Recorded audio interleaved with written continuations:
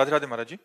महाराज जी, हम जर्मनी में रहते हैं और आपकी असीम कृपा, प्रतिदिन की शुरुआत आपकी वाणी से ही होती है। दिन भर राधा नाम चलता है और महाराज जी हम शनिवार को कई देशों के साधक मिलकर राधा नाम की कीर्तन आदि करते हैं। महाराज जी, आके बहुत आप प्रश्न है बहुत कि बहुत जब हम किसी भी व्यक्ति या परिस्थिति में दोष दर्शन नहीं करते और हम हर प्रतिकूलता को अपना प्रारब्ध मानकर राधा नाम का आधार बनाकर सहज हो जाते हैं, तब किसी भी प्रतिकूलता में सामने वाले व्यक्ति को सही या स्वयं में ही दोष दर्शन होने लगता है। महाराज जी, अपने दुख से निराशा नहीं बल्कि दूसरे व्यक्ति के कष्टों का चिंतन ज्यादा होता है। महाराज जी, मेरी सहजता से धीरे धीरे ऐसा नहीं, ऐसा चला जाता है कि जैसे हम इनके प्रति ना द्वेष करते हैं और ना इनके प्रति हमारी अहित भावना है। अब ये हमसे द्वेष करके जल रहे हैं, तो ये इनका स्वभाव है और इनको जलना चाहिए, क्योंकि जब जलेंगे तभी इनको महसूस होगा कि मैं गलत हूँ, मेरा हृदय जल रहा है। हमको उससे दुखी नहीं होना चाहिए। हमको दुख तब होना चाहिए जब हमारी किसी क्रिया से, हमारी वाणी से इनको दुख पहुंचा, तो हमें पश्चाताप होना चाहिए कि हमने गलत किया, आगे से नहीं करेंगे। लेकिन हम स्वयं अपने रास्ते सही चल रहे हैं और कोई हमसे द्वेष करके दुख प्राप्त कर रहा है, ये उसकी बुद्धि है, हम उसको रोक नहीं सकते, उसे हम संभाल नहीं सकते। इसलिए हमें दुखी नहीं होना चाहिए। हमें बस इतना देखना है हमारे द्वारा किसी को दुख न पहुंचे। अब वो हमारे प्रति भावना करके दुखी हो रहा है तो उसको हम क्या कह सकते हैं? हमारा बस नहीं, क्योंकि उसका स्वभाव उसको दुख दे रहा है। इसलिए हमको प्रसन्न रहना चाहिए, ऐसे संसार की इन वृत्तियों में नहीं फंसना चाहिए, नहीं तो आप दुखी बनी रहेंगे। जी प्रभु, ऐसा ही हो रहा है। हाँ, नहीं, आपको दुखी नहीं होना। प्रसन्न आत्मा संतुष्टा एन केनवा, हर परिस्थिति में प्रसन्न रहो। हमारे द्वारा अगर दुख किसी को मिला तब तो दुख होना ठीक है, क्योंकि उससे हमारा पाप नष्ट हो जाएगा, उससे हमारी क्रिया सुधर जाएगी। लेकिन कोई अपने आप हमारे प्रति भाव करके दुखी हो रहा है, उसमें हमारा कोई दोष नहीं हो। हमें प्रसन्न रहना चाहिए, बहुत बहुत भगवान से प्रार्थना करनी चाहिए कि उसकी बुद्धि शुद्ध हो जाए। व्यर्थ में वो जल रहा है, पर हमें दुखी नहीं होना चाहिए।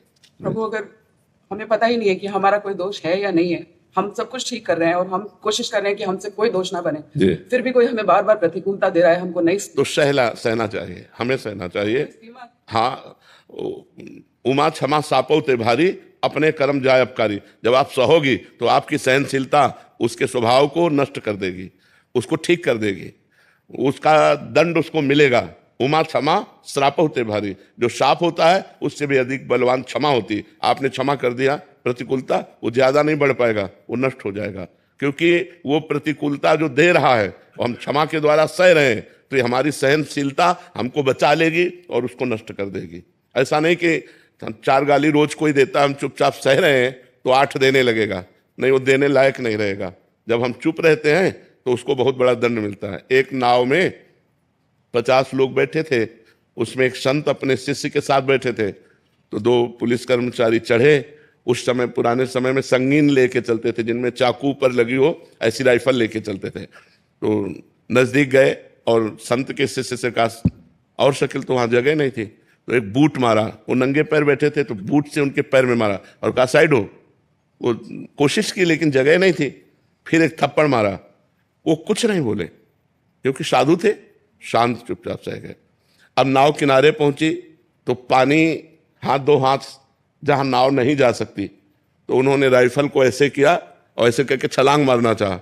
ऐसा बूट फिसला कि वो जो चाकू थी उन्हीं के गले में घुस गई और वहीं मर गए। तो उनके गुरुजी ने शिष्य को डांटा, कहा अगर 2-4 शब्द बोल देते तो बच जाता, तुमने एक भी शब्द उत्तर नहीं दिया। उसका साधु अवज्ञा तुरंत भवानी, कर कल्याण अखिल के हानि। सारे पुण्य नष्ट हो गए, देखो मृत्यु को प्राप्त हो गया। उमा क्षमा सापौते भारी, यदि आपको कोई सता रहा है और आप चुप हैं, ये चुप उसके लिए बम का काम करेगा। अगर हमने कुछ बोल दिया तो बचत हो जाएगी, अगर हमने बोला नहीं तो उसको भोगना पड़ेगा और तत्काल कोई ना कोई उसके ऊपर अटैक होगा, काल का, माया का, कि वो झेल नहीं पाएगा। ये सिद्धांत है।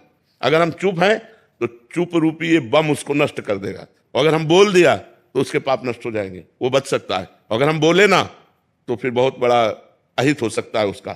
तो हम ये न सोचे कि जो हमारे साथ प्रतिकूलता, गाली दे रहा है या हमें परेशानी कर रहा है, यदि मैं इसका उत्तर नहीं दिया तो कल ये बढ़ करके करेगा। नहीं, कल करने लायक नहीं रहेगा, क्योंकि परमात्मा है ना, वो देख रहा है। अब हमारा कर्म हमको भोगना है तो बात अलग है, अगर कर्म नहीं भोगना है तो उसको दंड निश्चित मिल जाएगा, पक्का मिल जाएगा।